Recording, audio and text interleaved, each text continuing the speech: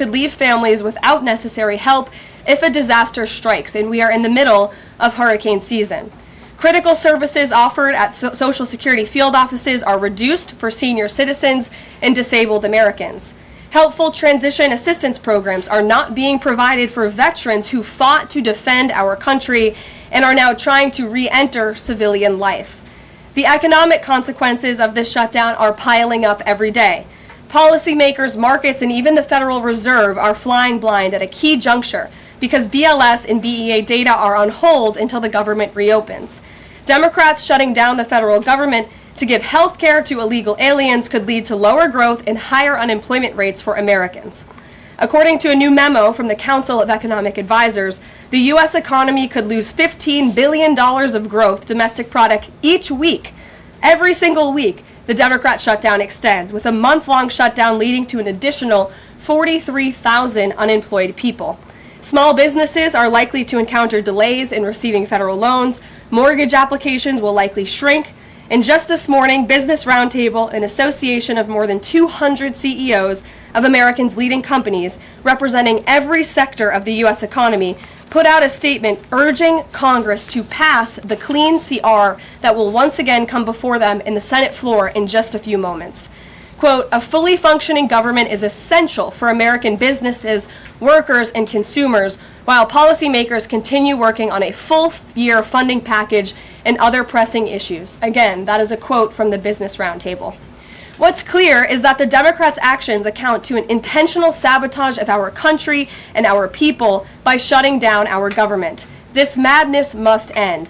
President Trump and Republicans are calling on Democrats to reopen the government immediately on behalf of the American public. All we need are 5 Democrat senators to do the right thing and to stop this shutdown. Call your Democrat senator and tell them to vote yes to reopen the government. On another matter, despite the Democrat shutdown, President Trump's efforts to make America safe again continue. President Trump believes that American cities should be the safest places on earth, and he is committed to making this a reality. We've already seen that President Trump successfully made D.C. safe again in only a few weeks. That same crime crackdown will continue to happen in cities across the country and is happening in Portland, Oregon. President Trump will end the radical left's reign of terror in Portland once and for all. The president has directed Secretary Hegseth to provide all necessary troops to protect war-ravaged Portland and any ICE facilities under siege from attack by Antifa and other left-wing domestic terrorists. What's been allowed to happen in Portland, and we saw disturbing video footage of this last night, this is not peaceful protesting, this is left-wing anarchy that has been destroying this great American city for years, leaving police officers battered, citizens terrorized, and business properties damaged. Since early June alone, Antifa terrorists have laid siege to the ICE field office in South Portland. These radical left-wing lunatics have violently breached the ICE facility by using a stop sign as a battering ram, hurled explosives and other projectiles at law enforcement, repeatedly assault and dox officers, berate their law-abiding neighbors, and have even rolled out a guillotine in front of the ICE facility. And more people should be reporting on that. President Trump has sent federal law enforcement to protect federal assets and arrest those fueling this violence. Just last night, we saw an extremely troubling incident where conservative journalist Nick Sorter was captured on video being taken into custody by the Portland police after he was ambushed by Antifa and was defending himself from these assaults. But instead of arresting these violent mob members night after night after night who are ravaging this community, the police arrested a journalist who was there trying to document the chaos, and everyone in this room should be extremely concerned about that. The Department of Justice spoke with that journalist this morning, and they will be launching a full investigation into his arrest.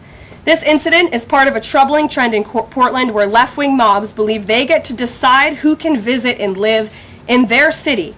It is not their city. It is the American people's city, and President Trump is going to restore that.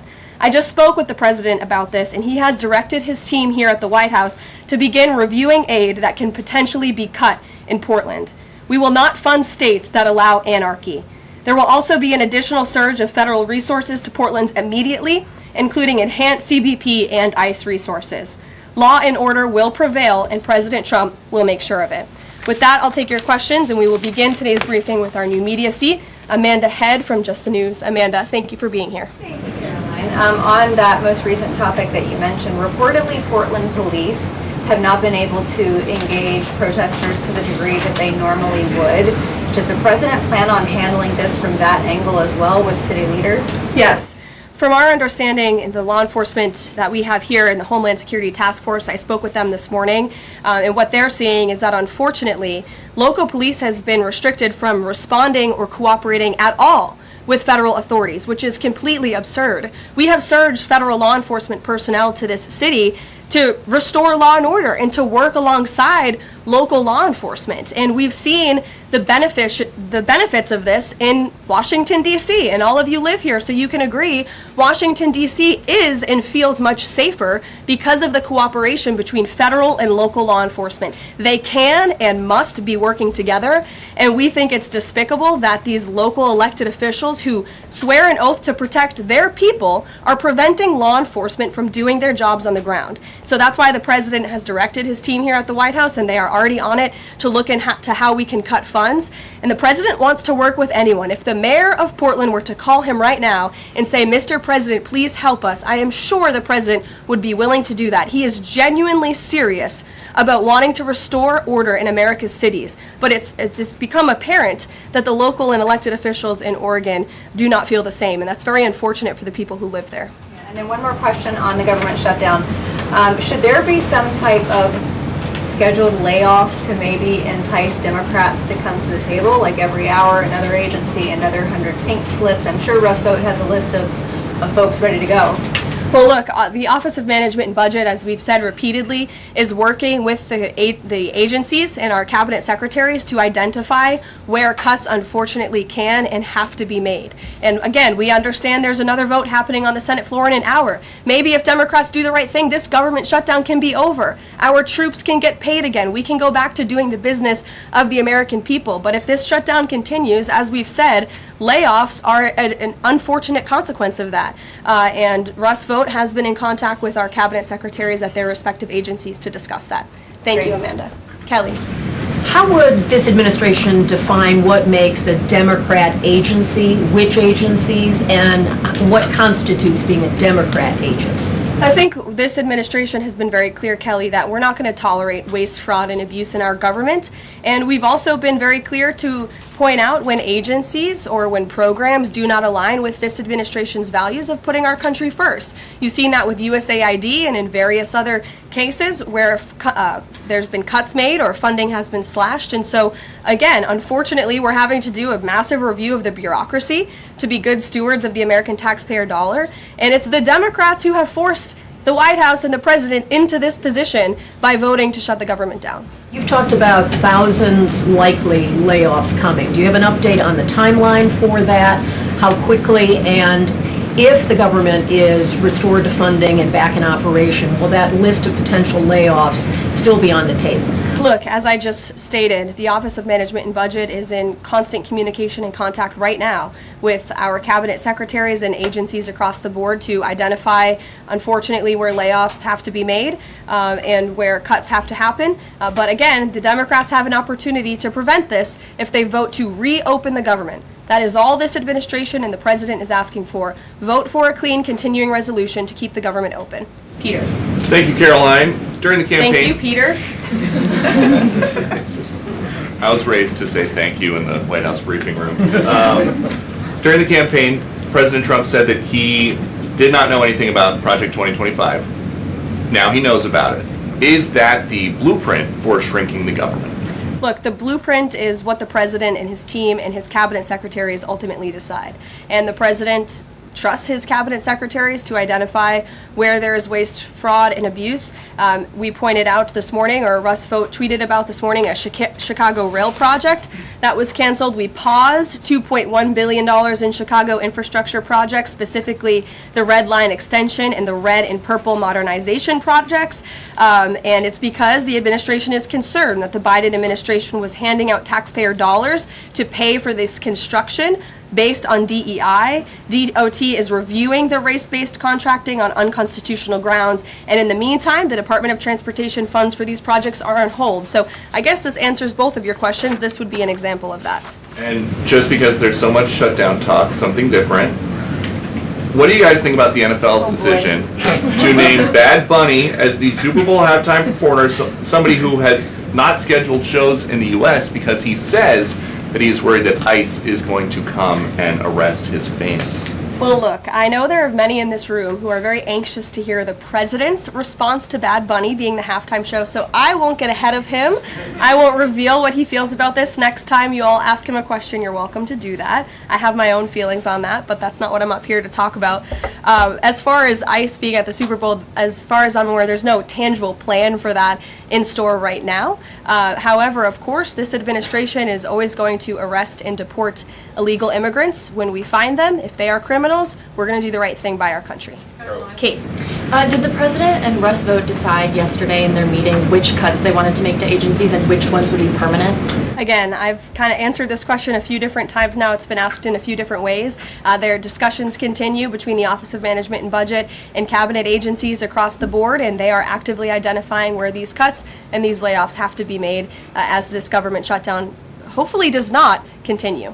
And on Hamas, the president said that if Hamas rejects the proposal that Netanyahu would have his full backing to finish the job.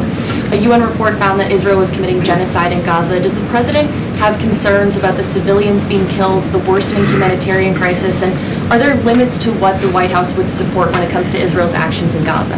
Look, the president has deep concerns about all of the atrocities that have taken place in the Middle East over the past few years.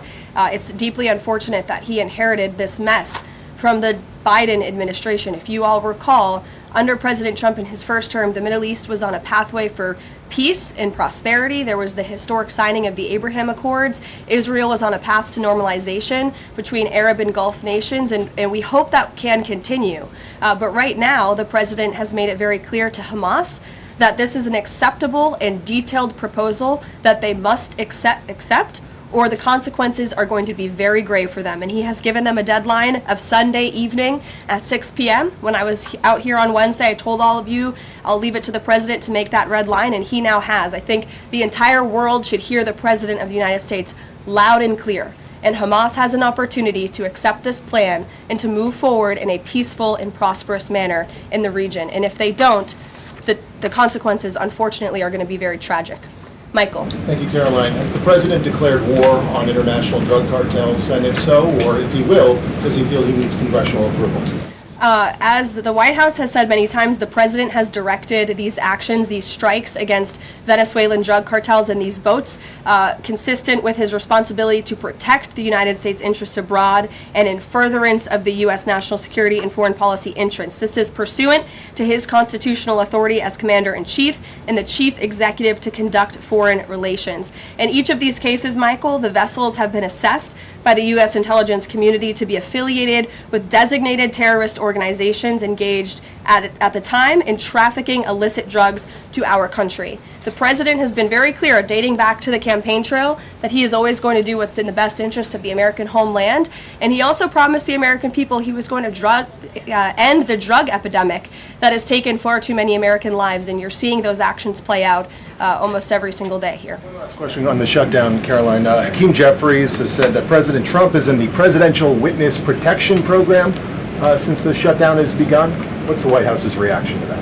That's just more ridiculous fodder from Hakeem Jeffries. As you all know, because you're here every day, the president is literally working around the clock right now. I think he has a swearing-in ceremony, or he already did.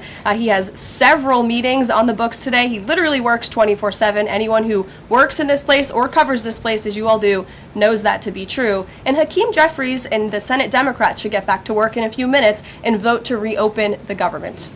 Emily. Thank you, Caroline. You spoke earlier about the energy and infrastructure projects that Director Vought paused. Will the White House agree to restore that funding as part of the deal to end the shutdown? Well, I won't make any agreements here. Senate Republicans are talking with their colleagues on the Democrat side, but right now, Russ Vought is doing what he's been tasked to do in the midst of this government shutdown, which is to look at funds that need to be temporarily halted or need to be canceled. And Chicago is just another example of that. Karoline. Go to Libby in the back. Thank you, Caroline. I have two questions for you. One on the FDA, but first on the shutdown. Sure. Will the administration, if this government shutdown ends, still move forward with firing thousands of federal workers? Look, as I've said repeatedly, Libby, right now we want the government to be open. Layoffs are an unfortunate consequence of a government shutdown, and it's something the administration is examining. If the government is reopened, we're going to get back to doing what we were doing last week and the week before, working on the issues that the American people care about. And then on the FDA, they just approved that new abortion pill, and it's causing a lot of uproar among Republicans.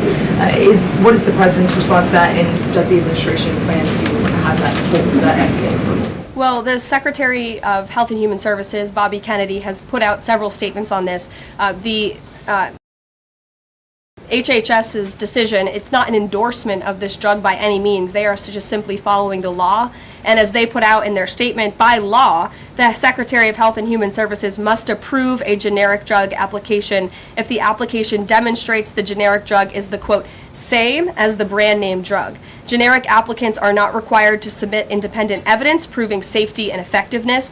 As such, FDA's decision to approve a second generic version does not address the merits of the current safety program. HHS is reviewing adverse effects to ensure the FDA's required safety program for the drug is sufficient to protect women. This safety review equally applies to generic versions of this drug. So FDA and HHS are following the law. It's, again, not an endorsement of the drug itself. Mary. Thanks, Caroline. Two questions on the shutdown. You've argued that these impending layoffs are necessary to keep essential services up and running, but that has never been the case in any previous shutdown. Even when the government was shut down for 35 days in Trump's first term, you've never had to lay off thousands of workers to keep essential services up and running. So why are layoffs now necessary in this shutdown? Because we have an administration and we have a president who are wholeheartedly focused on restoring fiscal sanity to our government and doing the right thing by the American taxpayer. We are $37 trillion in debt, and the federal government is currently shut down. There is no more money coming into the federal government's coffers. And as you've also seen since the beginning, in January, this administration is focusing on waste, fraud, and abuse. And so Democrats have given this administration an unenviable choice to have to take a look at the balance sheet and identify where these cuts and layoffs can be made. And you just said this is an unenviable choice, that this is an unfortunate consequence, but the president has described this as an unprecedented opportunity to lay off additional workers. He's posted a video likening Rust Vote to the Grim Reaper. So which is this? Is this an opportunity to fire more workers or an unfortunate consequence? Look, the president likes to have a little fun every now and then, and I think both things can be true at the same time. The Democrats have given the administration this opportunity, and we don't like laying people off. Nobody takes joy in that around here, and if you think that, then I think that's very sad. You view the White House and our staff as wanting to put people out of work. Nobody wants to do that, but sometimes in government you have to make tough decisions. Carrie. Going back to Portland, as far as the city council there is concerned, they appear to be very sympathetic towards the protesters over at the ICE facility. Is the White House considering invoking the Insurrection Act over in Portland? Is that something they are considering? Also, as far as the Portland City Council is concerned, are they looking at members there who are appear to be helping out the protesters as far as suggesting to get burner phones, et cetera, et cetera? That's not something I've heard that's under consideration or discussion at this time. Caroline. Sure. Who's ever yelling in the back? Go ahead. Me. Sure. Thank you. Bianca Gracia here, and I have a question. This week, the Democrats have chosen illegals over hard-working Hispanic Americans during Hispanic Heritage Month, causing the White House to cancel the celebration with the president. Is the president open to letting the Hispanics, who overwhelmingly voted for him, have their own siesta fiesta in the White House lawn opposed to the fancy, we don't need fancy schmancy, right? You can give us the backyard and we'll fill it all in and have in our own fiesta. Is the president open to that? I had no idea she was going to ask that question. I just want to preface that. I've never met you. I just want to say that, but welcome to the briefing room. I love your energy. I can't personally unilaterally promised the South Lawn grounds. We have some construction going on out there, but I know that everyone here views it as very unfortunate we had to cancel or hopefully just reschedule the Hispanic American Heritage Month event, and it's because we are working around the clock during this government shutdown. When the Democrats vote to reopen the government, that event will be back in the planning stages. You're welcome. Brian, go ahead. Very much. Welcome to the briefing room, by the way. I was with the Secretary of War and the Attorney General in Memphis just the other day as we were going to a command center, and I noticed a billboard along the highway that said, "Memphis welcomes the National Guard." Now, what is your message today to Democrat mayors watching us right now that suffer from TDS and they cannot get Trump out of the way to saving their city, Portland being one of them? They should do the right thing by their citizens, Brian. They should call the president, they should call the White House and say, we want to work with you. And in Memphis, we are seeing some cooperation. As you saw from that billboard, the people of Memphis are loving this, and they are very grateful for the federal government's efforts. And federal law enforcement is there. We're working alongside local law enforcement. We'd like to see it ramped up a little bit because we want to make progress, and we want to arrest as many bad criminals as we can. Since Monday, I do have some updated statistics from the Homeland Security Council this morning. Since Monday, 153 arrests have been made in Memphis, including 5 gang members. 48 illegal guns have been seized, and 5 missing children have already been recovered. Last night, 60 arrests were made and 21 illegal firearms were seized. Arrests from last night include a suspect wanted for rape of a child under 13, first-degree murder, breaking and entering, aggravated assault, illegal drug possession, and many more. So we continue to see good results coming in through Memphis, and the president is very excited about making Memphis safe again. In the blue. Thank you. At the top of the briefing, you made a statement about that the Democrats are interested in giving health care to illegal immigrants. Yes, they are. U.S. law already prohibits that. It's a 1996 law saying that they cannot give unauthorized immigrants any federally subsidized health care coverage through Medicaid, the Affordable Care Act, or the Children's Health Insurance Program. There seems to be a disconnect in the messaging. Are you denying that Medicaid money has never gone to illegal aliens in the United States of America? I'm not denying anything. I'm asking you if you can explain the disconnect in the messaging. I most certainly can. The Democrats' proposal, their continuing resolution, let me just reiterate, the Republicans' continuing resolution was a clean continuing resolution. There was no partisan politics injected into it. There were no conservative wish lists injected to it. What the Republicans want, and still want to this very second, is a clean continuing resolution to fund the United States government. What did the Democrats want in their continuing resolution? They inserted a provision to undo a provision in the Working Families Tax Cut, the One Big Beautiful Bill, that ended taxpayer-funded health care illegal benefits for illegal aliens. Democrats' proposal would require Medicaid to pay more for emergency care provided to illegal aliens than Medicaid does for American patients who are disabled, elderly, or children. And this bill would have also allowed California to continue a gimmick that funds its Medicaid for Illegals program. Those are things that we ended, the Trump administration ended, with the passage and the signage of the One Big Beautiful Bill. And it is an undisputed fact, a fact that under the Biden administration, illegal aliens were absolutely receiving taxpayer-funded health care benefits. In fact, in fiscal year 2024, Medicaid costs for emergency services for illegal immigrants skyrocketed by 142% from the previous year to $9.1 billion.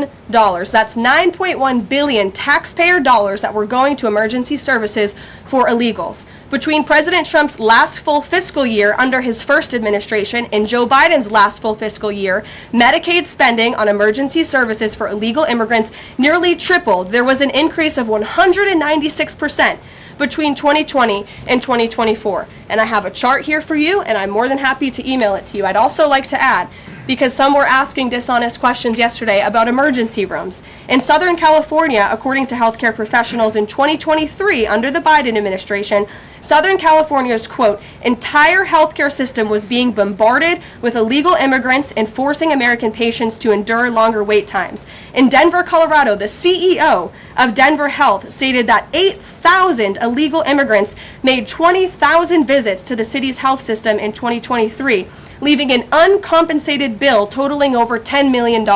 So when an illegal alien goes to the emergency room, who's paying for it? the American taxpayer. The main safety net hospital in Denver had to turn away patients due to the massive influx of illegal immigrants into the community, and UC Health hospitals in 2024 reported their system was under stress from an increasing number of migrants. As a result, according to the head of emergency departments and urgent cares across the hospital system, quote, access is impeded for everyone. These are healthcare professionals